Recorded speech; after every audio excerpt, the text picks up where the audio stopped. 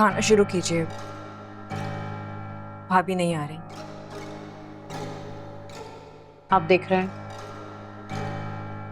किस तरह साइमा घर के मामलात और मुझे नीचा दिखाने की कोशिश कर रही है। सब देख रहे हैं, सब कुछ देख रहे हैं, लेकिन क्या आप लोग ये देख रहे हैं कि साइमा के साथ क्या हो रहा है?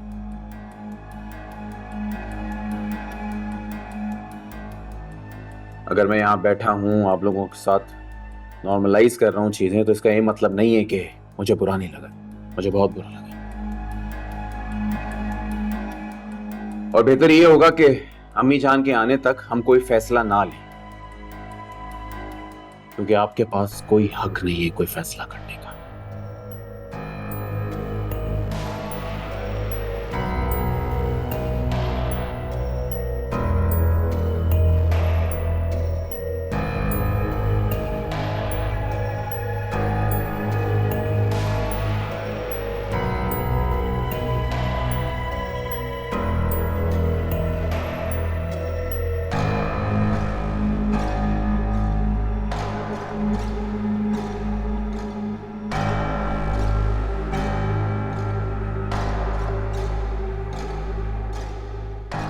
आप लोग खाना शुरू करें प्लीज।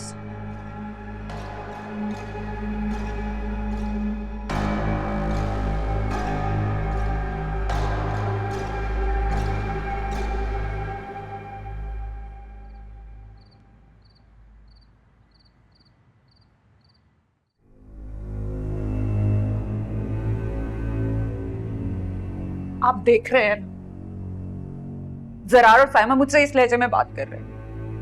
आफाक, आज तक जरार ने मुझसे इस लहजे में बात नहीं की। जरार का रवैया मुझसे भी बदला हुआ है। मैं हरगिज़ बर्दाश्त नहीं करूंगी। ऐसा लग रहा है जैसे वो इसी दिन का इंतजार कर रहे थे। मैंने सिर्फ बच्चों की वजह से लिहाज किया आफाक, वरना जरार को तो मैं उसी वक्त जवाब देती थी। अच्छा, तुम तो हौसला रखो। हौसला? ये आप कह रहे हैं? जो जुबानें मेरे खिलाफ उठ रही हैं ना, उन्हें बंद करना मैं बहुत अच्छे से जानती हूँ। रिफत, रिफत, तुम ठीक हो?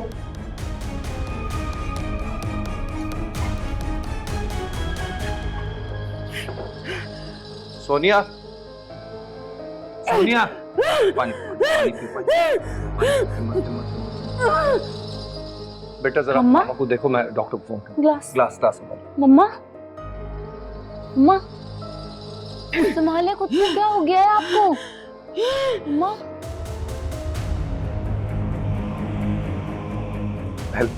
हेलो डॉक्टर साहब, इमरजेंसी हो गई, जरा घर पे आ जाइएगा प्लीज। मेरी मिसेस की तबीयत ठीक नहीं है। जी जी जी प्लीज, जल्दी जल्दी जल्दी। बीपी तो अच्छा खासा हाई है। यूं अचानक डॉक्टर साहब, पहले तो ऐसा कभी नहीं हुआ। बस परेशानियां और सोचें जो होती है ना, इनकी वजह से अक्सर लोगों को बीपी हो जाता है।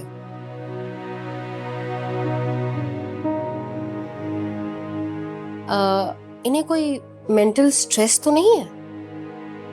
मैं कुछ मेडिसिन लिख के दे रही हूँ, इनको आपने रेगुलरली देना है और इनको मेंटल स्ट्रेस से बिल्कुल दूर रखना है। कोई जहनी दबाव इनके करीब ना आए, ठीक है? जी डॉक्टर साहब, थैंक यू।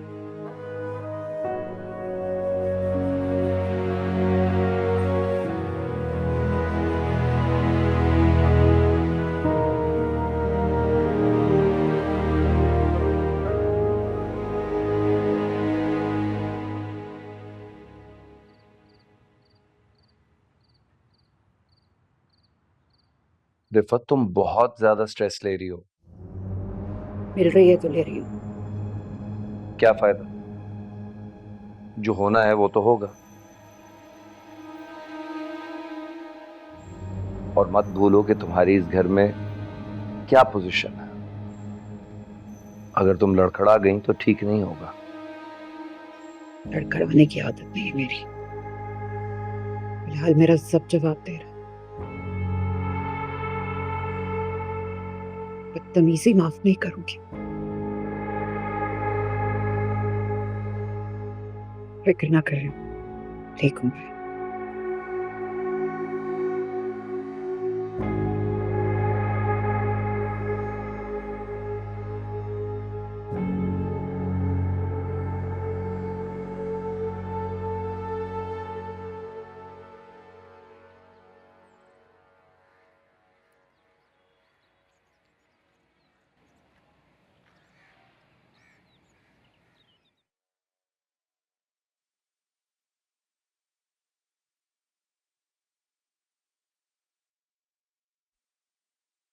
भाभी, आप आप ठीक है ना?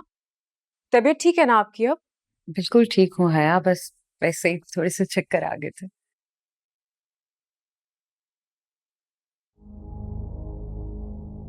जानती हूँ मैं, आप यही जवाब देंगी और वजह भी जानती हूँ। लेकिन बहुत अच्छा किया आपने कि डॉक्टर को दिखा दिया। कभी कभार तो मामूली चक्कर भी किसी बड़ी बीमारी में तब्दील हो जाते हैं।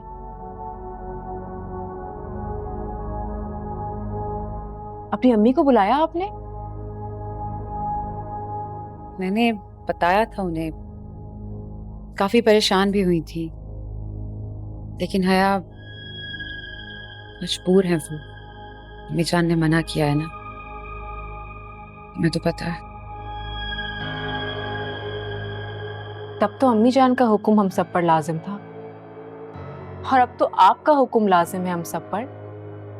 अगर आपको इख्तियार मिला है तो उसका इस्तेमाल भी आपको करना चाहिए। मुझे तो लगता है कि आप अपनी अम्मी को बुला लें। नहीं हया, अम्मी जान को पता चलेगा तो बुरा मानेगी। जब उनको पता चलेगा तो वो ये सुनकर परेशान होंगी या फिर उन्हें अपने फैसले की फिक्र होगी?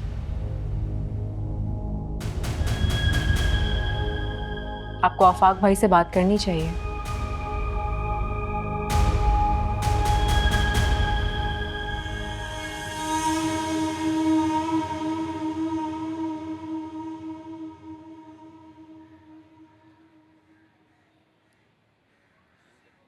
कुछ खास नहीं, बस चक्कर आ गए थे उन्हें।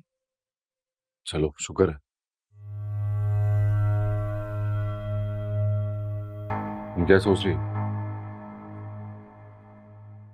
मैं सोच रही हूँ कि रिफत भाभी को मामूली चक्कर आए थे, हॉस्पिटल तक नहीं जाना पड़ा, और ऐसा तो इंसान के साथ होता ही रहता है ना। तो फिर इतना बड़ा मसला खड़ा करने की क्या जरूरत थी?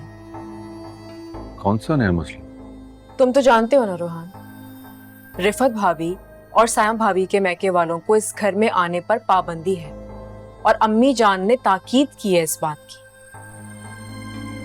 और तुम्हें पता है, रिफत भाभी अपनी अम्मी को बुला रही है। अब तुम खुद सोचो, अगर ये बात अम्मी जान तक पहुंच गई तो नया मसला खड़ा नहीं होगा।